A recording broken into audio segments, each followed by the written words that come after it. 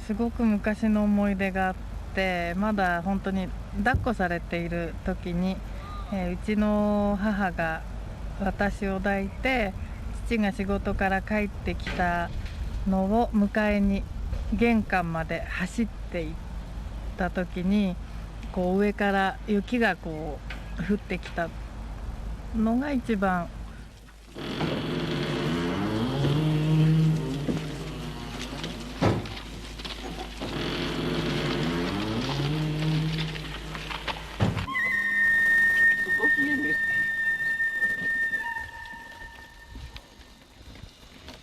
In June 1999, Akira Kurosawa's children and collaborators gather at his grave in Kamakura, Japan. They've come to seek his blessing for a new film, Ameyagaru, based on Kurosawa's last screenplay. Ameyagaru means after the rain. One of the things about Kurosawa, he didn't have any small talk. You couldn't, natter with him. He had only one thing he wanted to talk about, and that was the picture he was then engaged in. And if he didn't have a picture that he was engaged in, there was no reason for his talking at all, and he very often didn't. One thing that distinguishes Akira Kurosawa is that he didn't make a masterpiece or two masterpieces. He made, 8 masterpieces. I mean, you can go through his films, his great films, and one after another. You have, of course, magnificent The Seven Samurai, you have Senjuro, you have Yojimbo, you have The Bad Sleep Well, you have Ikiru, you have Rashomon. In Hong Kong, we used to call him Akira the Emperor, the movie giant, the movie king.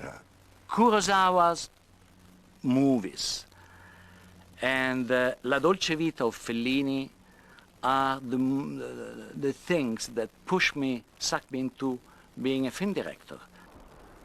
でお父さんは軍人でした。で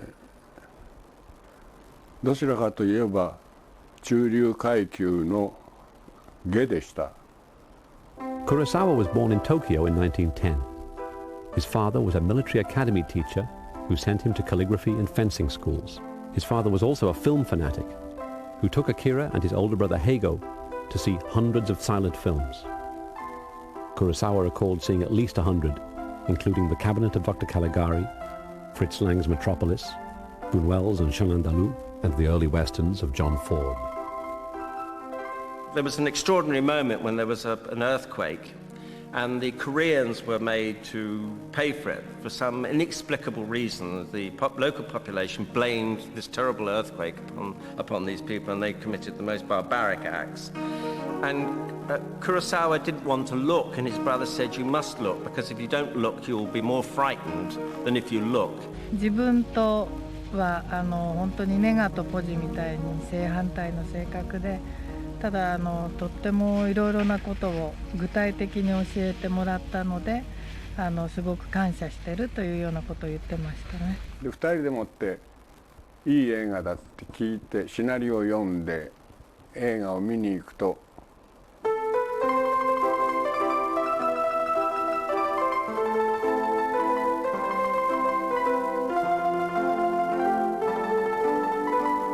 で2人とも後ろのその廊下その窓のバーッとフィルムの映るとこへ立って、そうすると泣き虫なんですね2人が。で何かっていうとどっちが先に泣き出してるかと思うとどっちかそういうなんか変な記憶がありますね、泣き節で。In defiance of his father, Heigo Kurosawa left home and found work as a silent film narrator. He became the head of the Film Narrators Union. When the talking pictures came, Heigo led a strike to prevent the introduction of the talking films. The strike failed. 黒沢の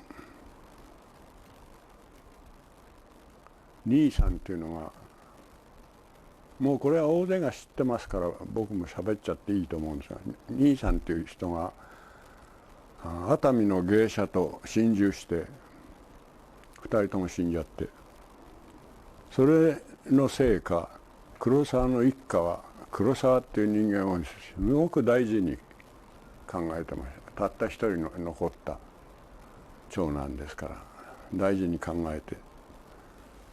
兄の影帽子のこのわしは兄を亡くして今どうしてよいやらわからん。I think it was after his brother committed suicide, he read this advert and he himself went into the film industry. In a way, he was trying to live up to probably what his brother wanted to do and had never got round to doing. In 1935, he joined the Assistant Director's Training Program at PCL Studios, later Toho.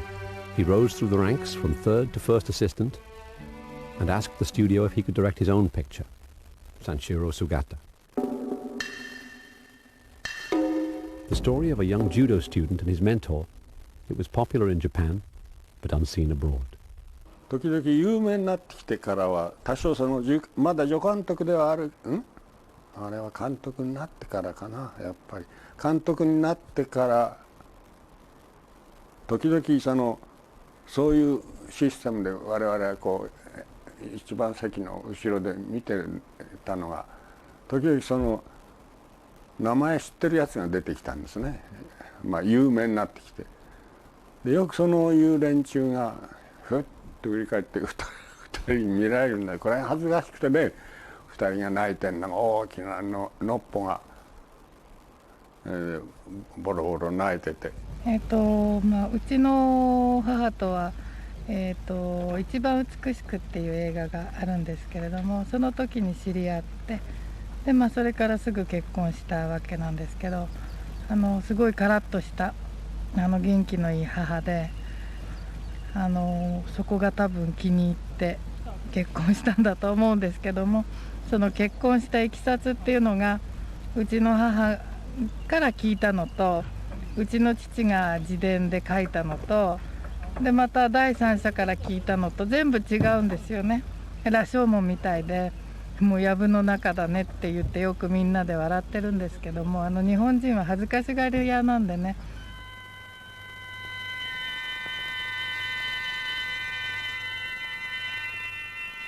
I saw it in what they called the Film Museum of The Hague. They had a film club and they were showing kind of interesting movies, a lot of foreign movies, and that's where they showed Rashomon. And it was the first time I saw it. Which was not so much, I mean, I think it got the prize in the Venice Film Festival, and I think I saw it within 2 years after that. And at that time I was a student mathematics, so it impressed me in a more normal way, not as let's say as a director. 私はスクリプターでまだ成り立てのほやほやだった。で黒沢さんはよその会社の人ですから東宝から大映に来るってことは本当はなかったんですがで東宝がストライキで仕事ができなかったために大映にいらして。The producer, Mr. Nagata, is very famous for saying, "Sapparu wa kannai." I have no idea what this picture is about.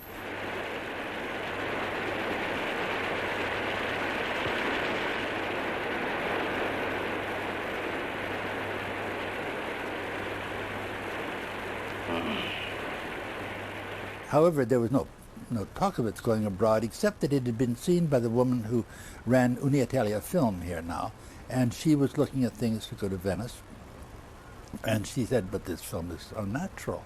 Nobody believed her, but they said, "Okay." And of course, it won the prize, and it was the film which introduced Japanese cinema to the world at large. No, it was not only the discovery of a different body language, these fascinating costumes I never seen before. What did I know when I was 15 about Japan?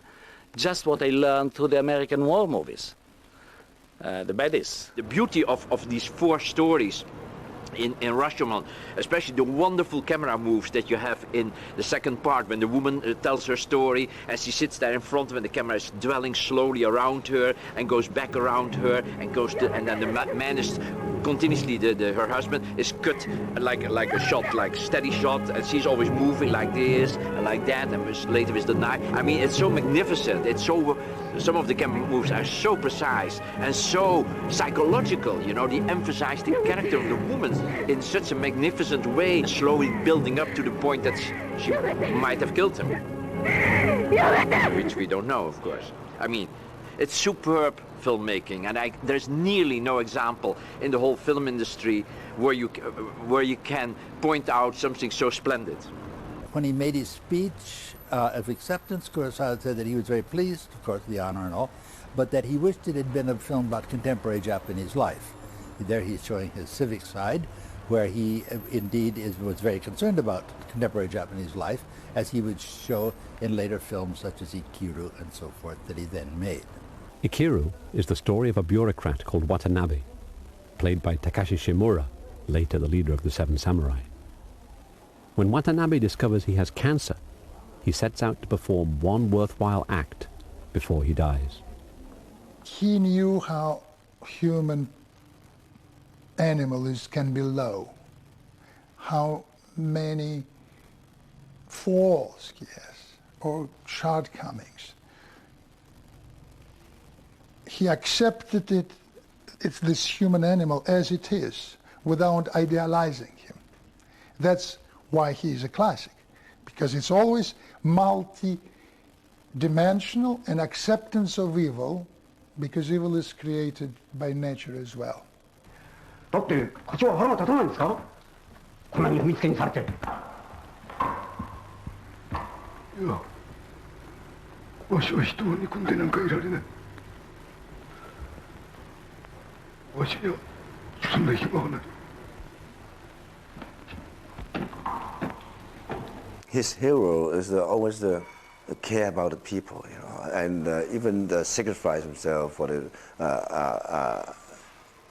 the others, you know. So that make his always character and Kurosawa himself look so much noble, you know, and respectful, you know. So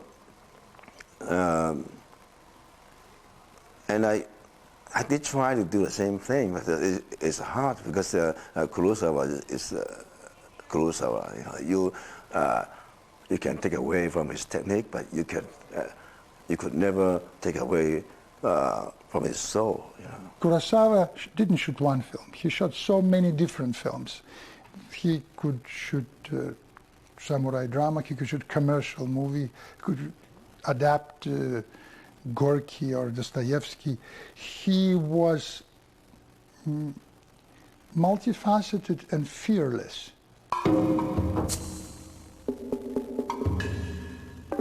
一生の大事な瞬間でした。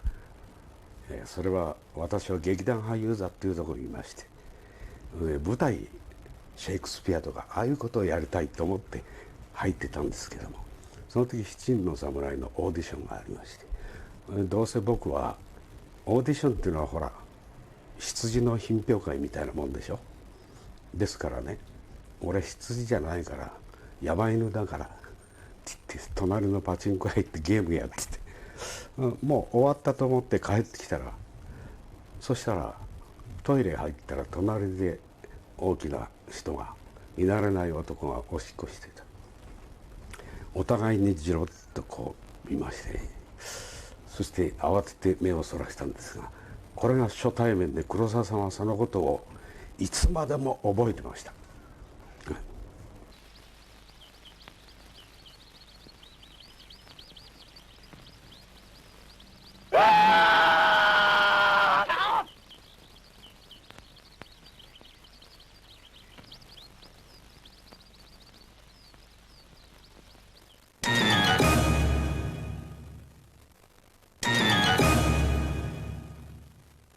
で朝黒沢さんの前に整列したわけですね。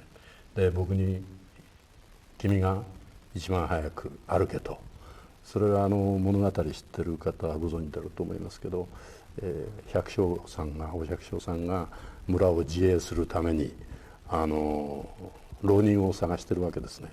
でこうスーッと浪人が歩いてて、あれはどうだろう、あいつは強そうかどうか。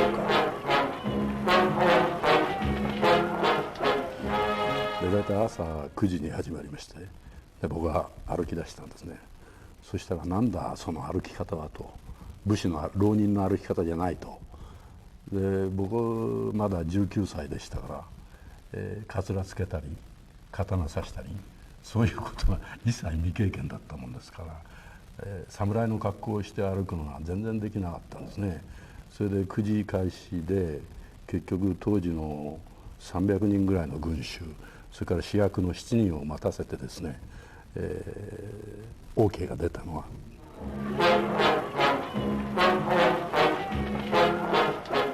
普通の監督だったらエキストラみたいな役だから役をチェンジしちゃえばいいわけですね。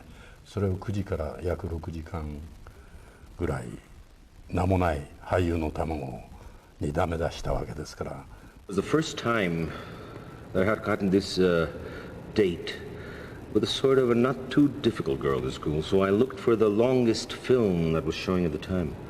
The longest in the theaters was The Seven Samurai. So I took the girl to see The Seven Samurai because the strategy was in the first hour you had to get near her and from there on you could grab her. I started the whole approach and was about to reach her much sooner than the hour, and the film was so absolutely captivating, it was so fascinating that I forgot completely about the girl and stuck with the film. The film was monumentally important for me. It taught me many, many things, and of course I never got the girl to go out with me again.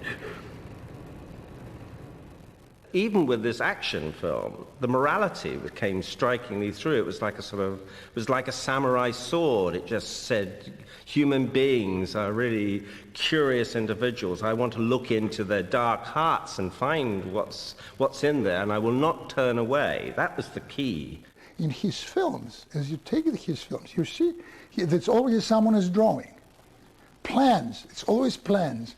I mean, in Seven Samurais, these are we, and here the bandits, and here is the entrance, and there is another, all planned. And it's, I mean, there are many films that Kurosawa designs the plan for the audience and show it to him on paper or on sand. So he was very obsessed by being understood. There are moments in his films that you can't avoid recalling when thinking of his body of work. The cake with the candles coming down with the cake with the building where the suicide had taken place in The Bad Sleep Well. That movie, the first 40 minutes of that movie are as good as anything ever been made. The incredible violence in The Throne of Blood with the arrow in his throat. I remember the very abstract use of music he was doing. And I remember how he was shooting woods and forest. I think nobody has been able to shoot trees.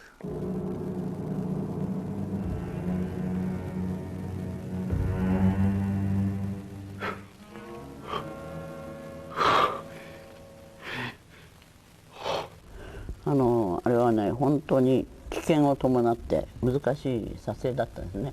だから三船さんはもう怖くて本当怖いのが普通なんですけども、寝られないぐらい怖かったんですよ。で監督っていうのはやっぱり自分の方が、強いですからどうしてもやったんですけども、方法はですね、矢を撃てる人たちがざーっと並んで、この板に、こう糸をこっちとこっちとつなげておいて、この矢の中に糸を通して、望遠だからね、この距離が遠いんですよ、見るよりも。望遠だと詰まって見えます。本当にこの遠い方はみんな全部弓道部の人が全部やったんです。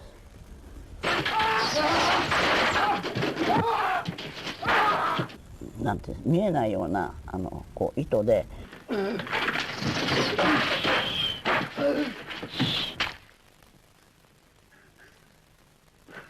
黒沢さんの映画も絡んで言えることは、まず七人の侍からあたりまでは昔は黒沢さんは登山帽って日本でいうこの普通の帽子あるでしょ、登山帽だった。それがロンドンでジョン・フォードに会って、そして私に宝物を見せるって言って、それでうやうやしく出したのがジョン・フォードの写真で、ジョン・フォードがこれはサングラスかけてハンチングかぶってディレクターチェイスあってこうコーヒーカップかこうやって写真をミスト黒沢へジョン・フォードよりってサインしてもらったものを非常に喜んで、それは黒沢さんはジョン・フォードをあの頃すごく好きだった。親父みたいに思ってた。そのジョン・フォードがあれでこれいいだろういいだろうって僕に言うから「ああいいですね」って言ったら、そしたら「このハンチングあんまりいいからどこで売ってるんだ」って聞いたんだ。そしたら日本の銀座だって言われたって。悪いけど行って銀座行って俺も買うから探してきてくれって、それで僕探しに行ったの。Now I'm looking back over many years. It seemed to me I had seen him several times and had dinner with him in San Francisco. He loved to go to Ernie's Steakhouse and have American steak. He usually was to be seen in the company of those people who were to be of help to him in the new project. And these were usually people that he had worked with and would work with again. And with them, particularly if he had a need for them, he could be quite possessive. Several of them have written memoirs in which have complained about the possessiveness of Kurosawa. And of course it was just this possessiveness which came in the way of his relations with Mifune.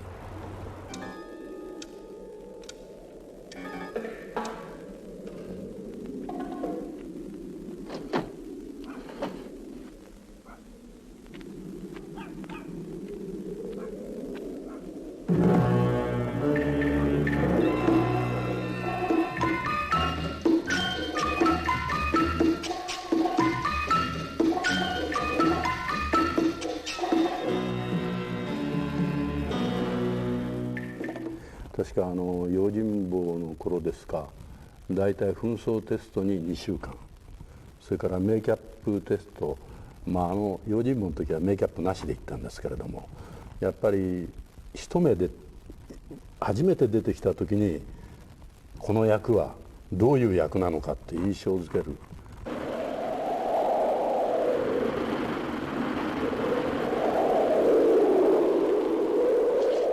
どうも私の首元が寂しいと。それでいろいろやった結果マフラーをふわっとかけるように、それは黒沢さんのアイデアですが、スコットランドのタータンチェックのその赤い柄のマフラーでしたけど。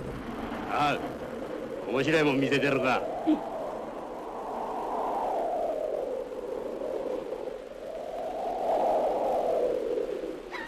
で大体ピストルはですね、大体僕なんか昔から西部劇をアメリカの西部劇見てましたから、大体二丁拳銃なりなんなりここから出して撃つんですね。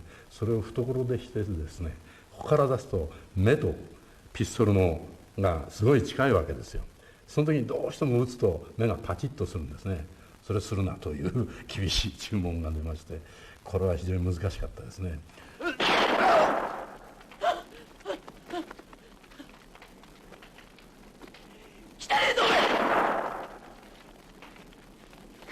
ただこのピストルを懐でからここから撃つということが一番厳しい注文でした。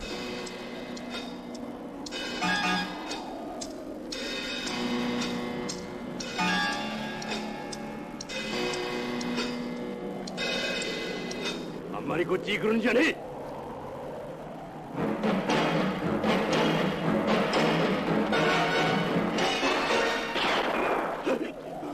自分自身が子供みたいな人でしたから、もう本当に一番いいものっていうことで毎日それを楽しんでたのを一緒に横で吸収したということが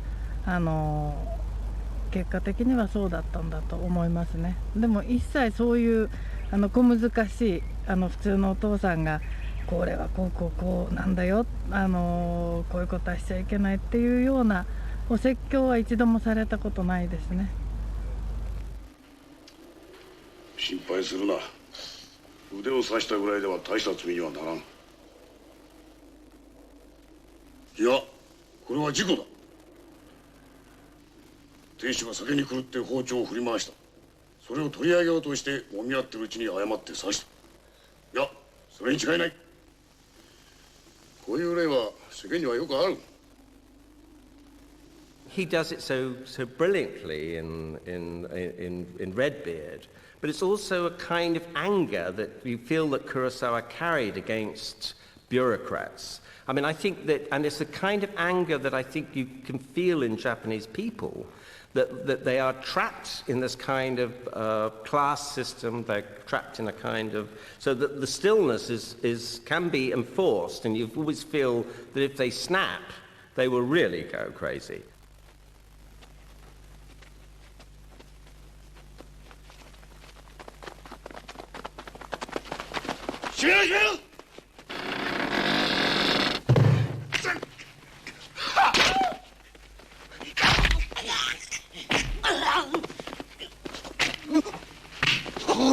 In Redbeard, when you see that moment, you certainly feel that the doctor's frustration at the appalling pettiness that he was surrounded by represented Kurosawa's own anger at his own predicament in the film.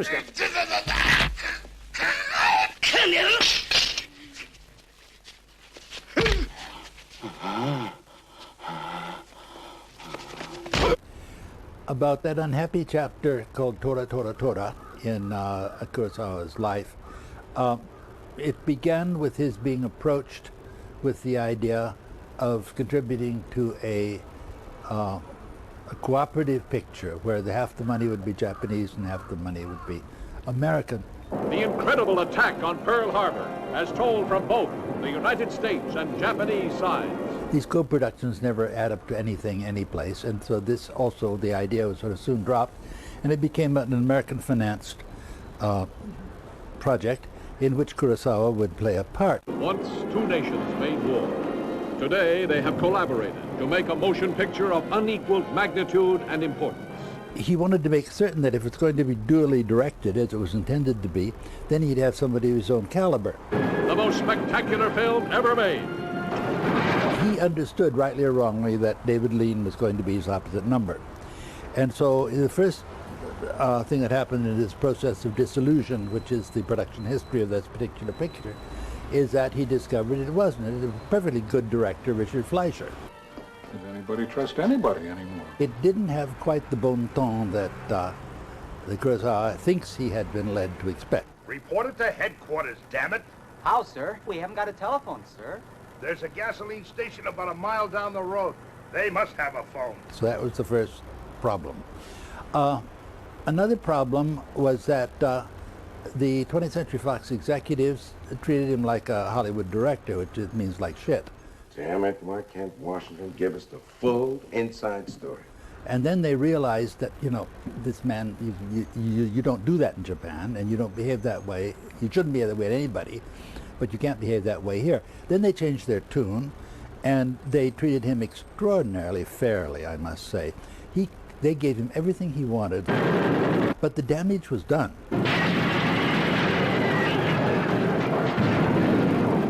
And then there was something else. I don't know how to account for it. I can simply tell you some of the symptoms. He became extremely erratic during the shooting. The sets had to be a certain kind of battleship gray, and if they weren't, then they had to be taken down and all repainted again. Now, he's done this before. He's had whole sets torn down because you could see nail holes in a 15th century set where they didn't have nails. He would have taps played with the entire cast standing at attention and the camera rolling through feet after feet after feet of expensive Technicolor film. Either he was fired or he quit. There are two camps, and they both have their own stories on this. For him, it was an almost unmitigated tragedy. There was nothing left. The script that he originally wrote is still around, of course. Extremely interesting because it was structured like a Kurosawa film. That is, it had a lot of rehearsal scenes like in High and Low, like in Seven Samurai, they show how they're going to do it in miniature before they do it.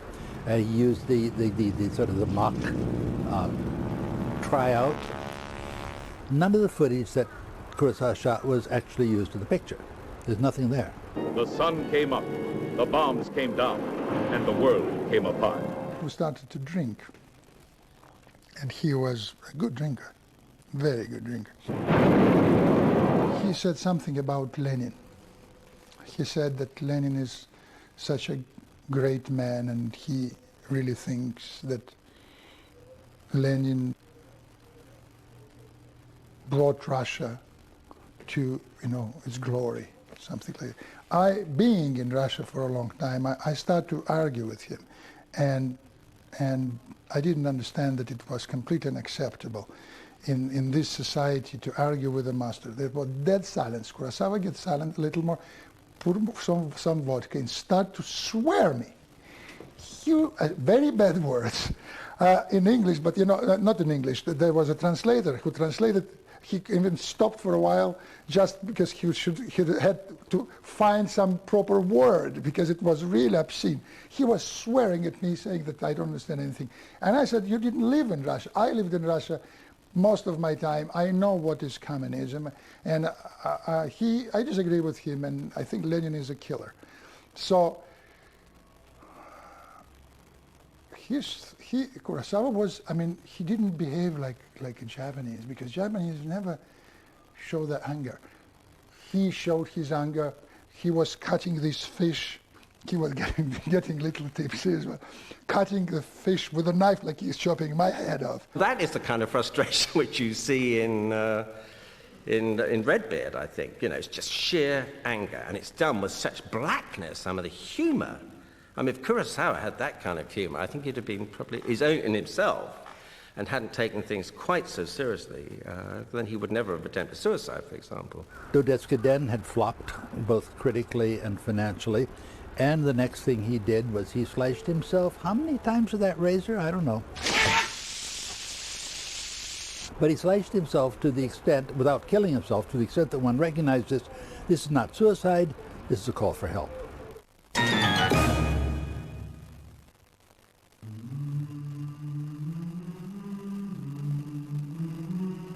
By the early 70s, Kurosawa's career seemed at an end. Then, in 1973, he received an invitation from the Soviet Union to direct a film in Russia. 監督の仕事っていうのはもううちにいる時は1年も2年もいるわけですよね。で、本を書きに行ってやっとロケに行ったっていうと、もううちの母がもう飛び上がってやったやったって言って喜んでもう踊り上がってたのを覚えてますね。だからよく日本じゃ旦那さんは元気で留守がいいって言うじゃないですか。大変なちょっとお金に換算できないぐらいの力の入れ方だったと思いますよ。簡単に言えば、例えば馬をね随分連れていかなきゃいけなかったんだけども、20何頭をモスクワから運んでシベリアまで、でその1頭ずつにやっぱり騎兵隊が全員ついてましたから、騎兵隊だけでも20何人、30人近く、それからその他に森の中で撮影するでしょ。そのために工兵隊っていうんですかね、工作隊、つまり森を切り開いてキャメラを運び入れなきゃなんない、そういうためにいわゆるその頃でしたからレッドアーミーですけども、あれは黒澤さんの仕事の中では一番大変な仕事で、肉体的にもね、いろんな条件的にもで、黒澤さんが時にかぶっていた帽子を、もうくたびれてダメになっても同じように同じ帽子を作ってかぶってたぐらいで、なぜかっていうと、この帽子をかぶっていると時の苦しかったことを思って。3つあるんです。もう一つはロシア帽ね、あれはデルス・ウザーラで非常に苦労したんです。1年半も苦労して、そして苦労にその前自殺未遂もありましたし、I'm not sure when I first heard about the Kagemusha project and whether it came from my friend Tom Luddy, but we knew that Kurosawa was really having a renaissance, certainly after the discouraging circumstances with 20th Century Fox. And he was very anxious to make a film again, and myself and George Lucas at that time seemed to have some clout, so the idea began to percolate, and I think it may have come from Kurosawa himself, of us getting together and help sponsor a film. I participated with him in a whiskey commercial that brought him some good money, and we all did it, and I sat at a couch and drank Japanese whiskey and talked to him. So the contact had been made, and then all that remained was to see if George and myself could use our auspices to help get him the money for Kagemusha. いやわしもな長いこと親方様の影武者を務めて覚えがあるが影帽子も楽ではない。己を殺して人の影になるのは辛い務めだ。だからまず自分はその影武者で乱を取るための要するにお城を選んだりそれから騎馬武者を訓練したりをやっておくよというんで影武者を先にお作りになったのだから乱のシナリオの方が先できたんですよ。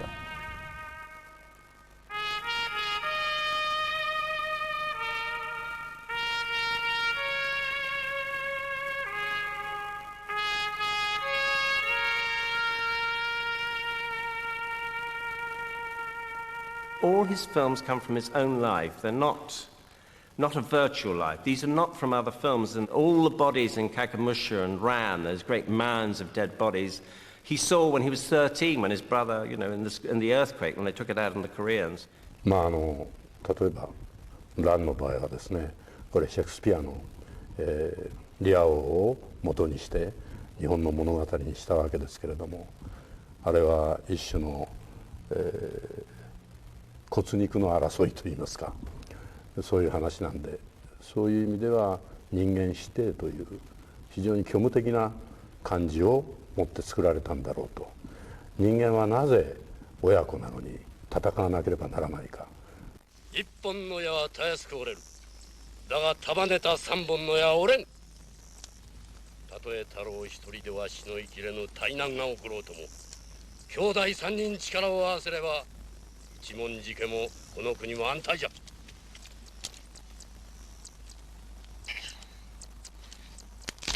父上、三つの矢を束ねても折れぬとは言えません。だんだん人間に対する見方が非常に客観的になっていたと。例えば影武者もそうですけれども、乱の場合なんかはですね、やっぱりずっと人間を天の上から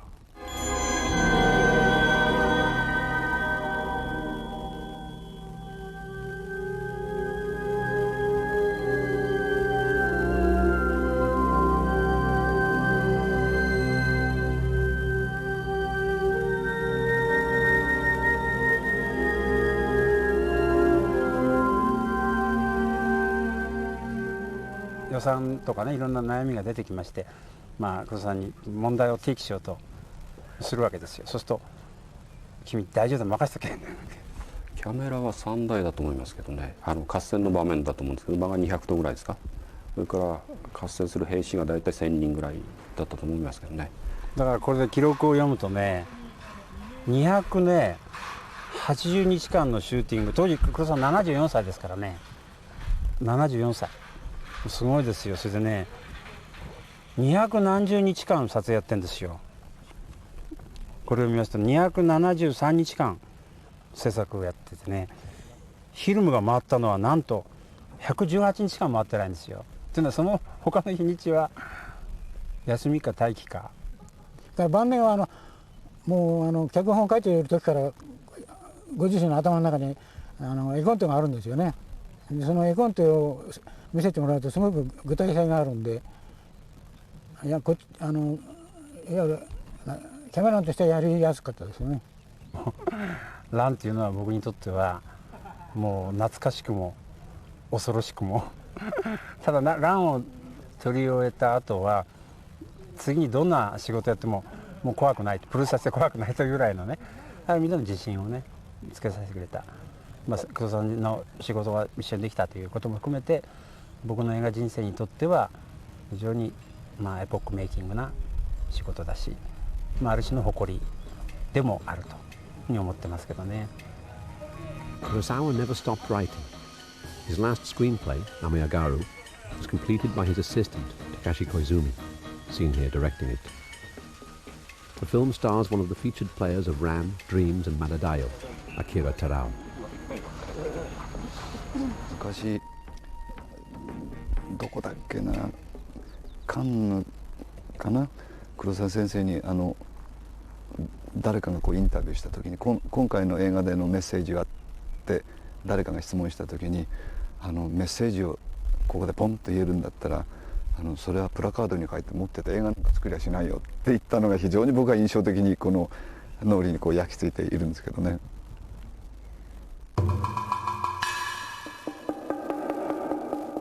In the last three films are the only films that Kurosawa ever wrote entirely by himself, from Dreams on. Dreams, Rhapsody in August, Madadayo were all written by himself. 次からは本日の即興、バカなことなら山ほどござる。Madadayo is the story of a teacher and writer, Hyakin Uchida, and his adoring students. Madadayo is a phrase that you use in the children's game of hide and seek. They say, Moikai, is it ready for me to come and hunt for you? And if you're not hidden, then you say Madadayo, and then you don't get hunted for until you're ready. So, in the context of the film, the person being hunted is the hero, and the hunter is death. At one point, the teacher loses his mangy cat and goes sentimentally insane. Sentimentality is unearned emotion, and you earn it in Ikiru, and you don't earn it in Madadayo. A Madadayo can be viewed as an almost excessively sentimental picture. ノラがいなくなってからずっとお風呂にも入らないんですよ。お風呂の蓋の上にノラの布団が置いてあるからって何も。私遠くのお風呂屋まで通ってるんですよ。Madadayo wasn't popular in Japan. It's never been released in Britain or the USA. It's a very strange, disquieting film. It shares the concerns of Kagemusha and Ran.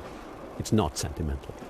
It's about sentimentality in a world of hierarchy and cheerful lies.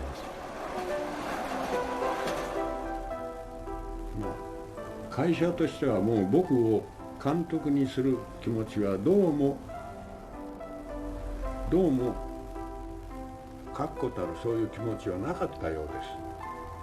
こいつはどうも出来損ないだから、これ英語に訳すとどういうんでしょうね出来損ないだからこいつはしばらく置いとけと。やっぱり黒沢の方が全てにおいて優れてるっていうこと結論が出てたからですね。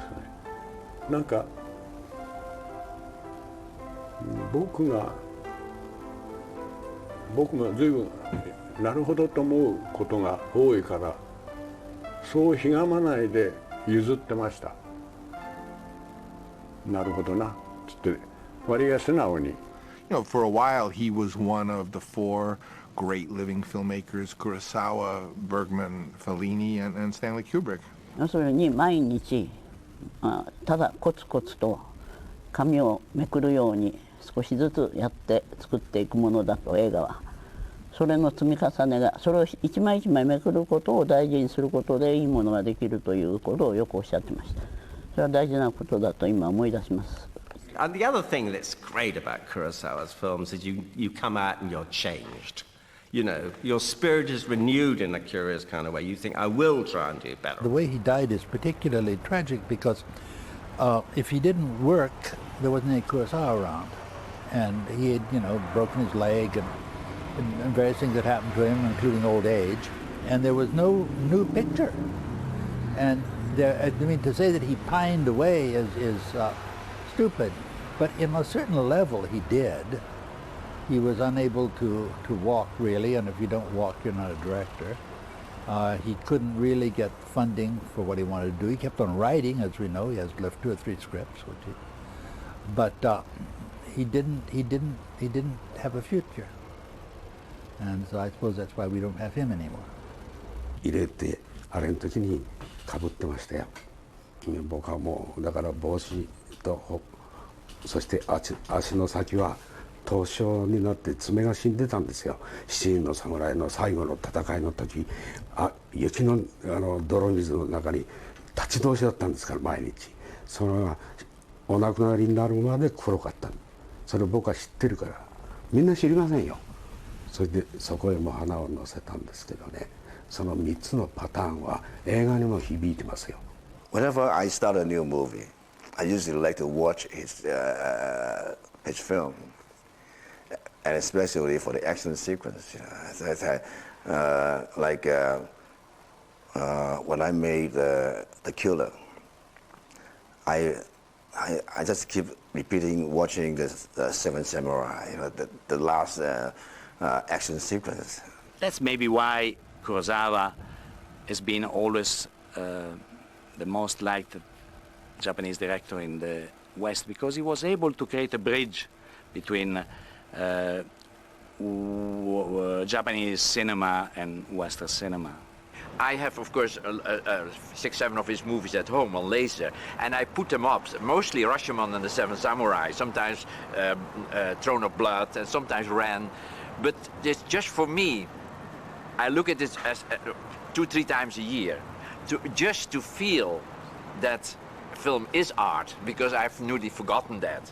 Not only because of my personal work, but also about what everybody else is doing.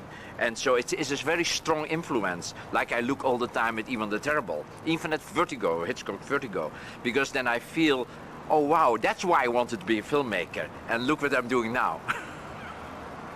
Special effects. And then another movie about special effects, and then the third movie about special effects. そうですね。今まではずっと私父の面倒を見る役で毎日夕食を作ったり世話をしてたんで、うちの父の映画以外っていうのは絶対にできなかったわけですよね。毎日一緒にいなきゃならないので。だからまあこれからは他の映画とか舞台とかの衣装もやっていきたいですし、でもちろんまだまだうちの父の書いた脚本がいっぱい残ってますんで、それが映画化される時にはまたそれもやりたいなと思ってます。